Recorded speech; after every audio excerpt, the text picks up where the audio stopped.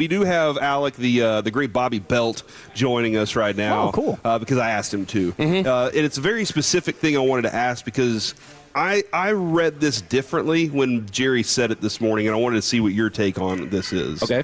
When y'all asked about free agency this offseason, he said, I don't know. And I was like, that's not the answer that you want to hear. And then he went on to say, well, I mean, I can't see a reason we wouldn't be involved in free agency. It looks like the internet is taking this as, look, the Cowboys are not going to be involved in free agency at all this season. Do you get that vibe from what he said? No, I got the vibe that he was saying that, because right after that he goes, well, I don't know. And he goes, because I don't know, what we're going to do. Basically started explaining he doesn't know what they're going to do with their own people, which I assume is a reference to Pickens and, Javonte Williams and things like that. So they haven't decided on that. Yeah, I think like what I took that to mean was once we find out how much money we're committing to our own guys and we see what money and spots are left, then that'll tell you if we're going to do things or not. So that's how I took it, was that it was just more a declaration of uncertainty with some of their in-house free agents more than anything else. And see, when I know he keeps referencing money the last week. He keeps referencing the good spot they're in the cap. So the whole reason we asked is because more it seems spread like room than anybody. It seems like he's talking about it in a way of like, hey, we've got an opportunity here. Like you're right. There's a lot of spread room. I'm just going to go in. Like that's how it seemed like he was talking about it. Got to really push in on when you have that much spread room for sure. And he's said all in before, so I know he probably wants to avoid saying anything like that. But one of the things I think that Tolos and Cowboys fans hate hearing is, well, we signed George Pickens. We signed a free agent. We signed this guy. And you're like, no, that was when your team was bad that year. Yeah. And all you did was re-sign them and then not add anything else. It's the outside additions that they're really trying to figure out there. Yeah, I need to go do this study again. I'll do it today probably. But I know there was a point, I think it was 2020, 2021, something like that, that going back a decade, every team that won the Super Bowl spent more money, guaranteed money, on a single outside free agent than like the offseason leading into that year that they won the Super Bowl. Every single one of those teams spent more on a single outside free agent than the Cowboys spent on their entire outside free agent class in guaranteed money. Oh, my gosh. So there was like a decade run of that. I don't know if that's still accurate because there was 2020 they ended up spending not a ton, but they were like $25 million. And so if the Super Bowl winner didn't throw more than $25 million in an outside free agent, that would have changed it. But, I mean, you go back over the years and look at different teams that have won the Super Bowl. Like, I mean, even New England went out and got Revis in the middle of the year. And you've got every Super Bowl winner generally spends something on somebody. Now, they've had success recently. They clearly like doing trades. That's become a method that they like going and acquiring talent for. You're starting to run out of capital. You don't have enough draft picks. So, I mean, you will have to spend something. Yeah, that's why we asked Steven about that yesterday. We were like, how are you going to get some of this back? And he was like, we'll see how the draft falls to us. Are you going to sign Kyer Elam again? Like, are you going to go make those kind of things? Or I mean, that was a trade, but are you going to go make an acquisition for a Kyer Elam and a Kenneth Murray? I mean, if you're doing that, then that's not very good. But I think also the other thing is when he's talking about, well, we got to see where we're at with our money, I think it's also because they have a decision to make on Diggs. I still think that there's a real chance that this thing about Tyler Smith at left tackle is more about Terrence Steele, that they're going to want that money and that they can see Guyton moving to the right. They want to see, can Tyler play left tackle? Once we establish that he can or that we feel comfortable with that, then the idea would be Guyton is going to flip to right. I don't know if you know this. I saw Nick Eatman mention it this morning on the Twitter. Yeah, about the escalator. Yeah, so he has things in his contract that they already negotiated. That they were like, hey, if we move to left tackle, this then will happen. If Nick says that, I 100% believe that's what it is, because Nick's usually got a good pulse on those kind of things that haven't been reported yet. Okay. The only thing that is concerning about that is that deal was negotiated in August. So they were all the way back in August in their negotiations talking about how uncomfortable they were with somebody, Guyton or Steele. They were communicating that to them. So, and with Guyton being the younger one, they probably have a little more. I assume it's Steele. But so, I mean, it's tough. I assume it's Steele because there's more money on the books. In training camp, when he talked about deals that have gone wrong, Jerry highlighted Diggs and Steele, basically. Yeah. So I assume it's Steele. But again, you're talking about they're putting Tyler at a position occupied by somebody else, and they're leaving Steele out there. So you can't just naturally assume it.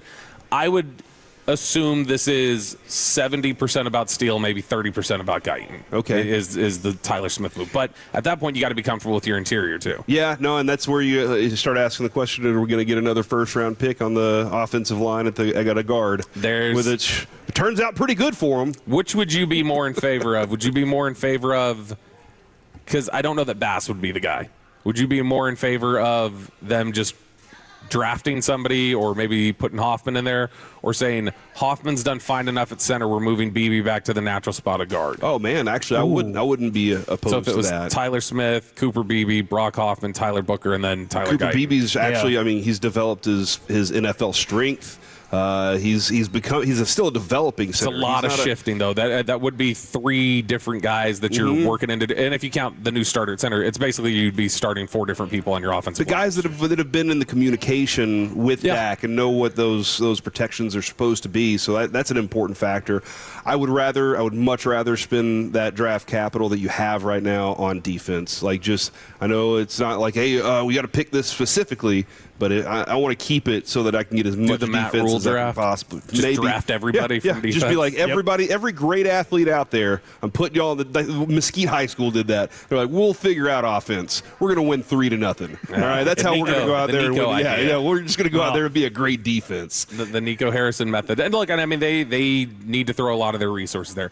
I do wonder if they're going to get to a point where if the board does fall a certain way, though, and they're like, we are shuffling stuff on the offensive line, if they do look and go like, that is the best player. We got another Booker sitting right there. And we've got another first-round pick, so it's not like we're ignoring defense with big capital. So, like, maybe we go defense. I think offensive line may end up being in their discussion. I wouldn't be surprised. Isn't it always? It feels like it is at this point, which I'm not mad at. I'm not part of the group that pounds the table whenever another interior offensive lineman comes and joins the team. But I do think I'm more comfortable with shifting this year than I would be at any other point, because I do believe in Clayton Adams that much.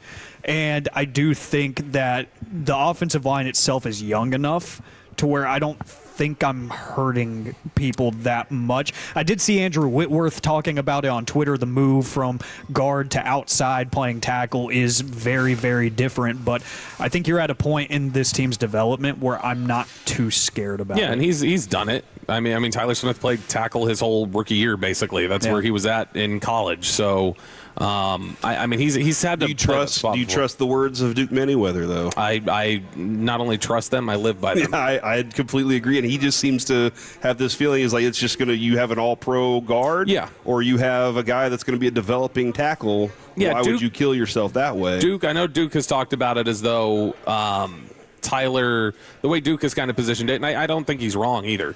It is that you've got a Pro Bowl guard, and then at tackle, the skill set might just be even the ceiling is just really good. It may not be a Pro Bowl type tackle, but I mean, these are the things that they got to weigh and they got to figure out. I think the Steele criticism has been too strong.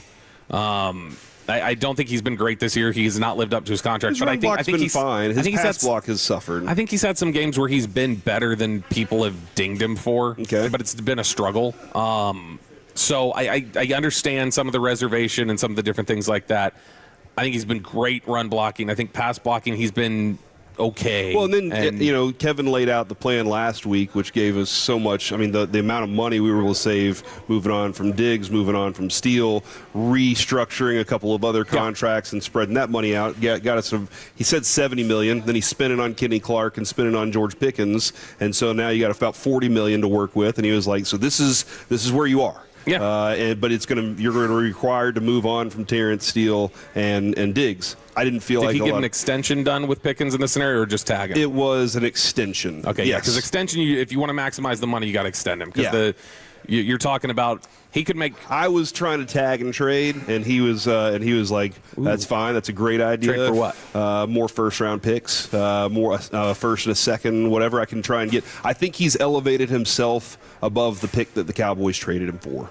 Yeah, I think this season he's proven that he can be better than what they traded him for. So I think that they could get a better return for it. Pro Bowl wide receiver George Pickens. And now it all does come down to how much do they trust Flanoy? How much do they trust Turpin. Flournoy played one of the greatest 13 snap games at receiver I've ever seen the other night. He was fantastic. Even the stuff where he wasn't targeted, he was blowing by their coverages. He was fantastic the other night. I was disappointed to see him go out, but Flournoy was great. Flournoy's a legitimate 3. Flournoy's a legitimate 3 that you might start talking about, like, could he be somebody's 2 at some point? Not this team, but could he be somebody's 2 at some point? Because he's just been really, really strong. Yeah, but I think that's whenever I heard Jerry say that this morning, I was like, I took it that way of, oh, no, he's got things to figure out. And other people are like, no, they've already made their decision. They're not spending. And it didn't – everything Jerry has said the last month, I felt like, has kind of positioned themselves as this is the first time we've been this comfortable to be able to make the moves that we want to go make in the offseason. Now,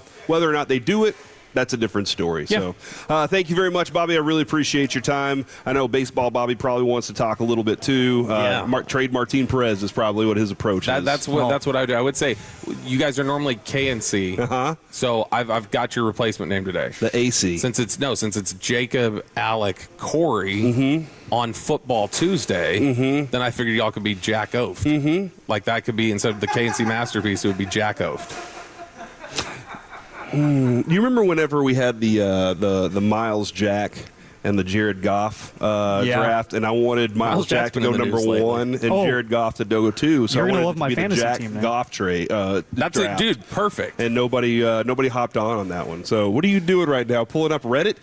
That's my fantasy team. Okay. All right.